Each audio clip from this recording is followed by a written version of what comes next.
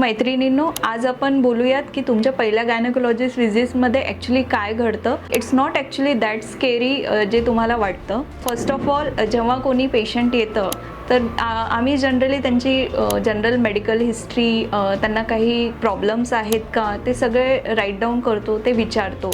त्यानंतर मुली 21 इयर्सपेक्षा छोट्या असतील आणि सेक्शुअली इनॲक्टिव्ह असतील तर आम्ही नॉर्मल जनरल एक्झामिनेशन करतो, जसं हाईट घेणं, वेट घेणं, ॲबडॉमेन चेक करणं आणि जस्ट एक्सटर्नल जेनेटॅलिया बघणं की काही त्यांना त्रास तर नाही आहे. 21 वर्षापेक्षा मोठे असतील या सेक्शुअली ॲक्टिव्ह असतील तर मग आम्ही as a gynaecological examination internal examination पण करतो. त्यात काही वाईट डिस्चार्ज आहे का, या काही त्यांना दुसरे त्रास आहेत का. मोर दॅन 30 असतील तर त्यांचा आम्ही पॅप्समियर सजेस्ट करतो.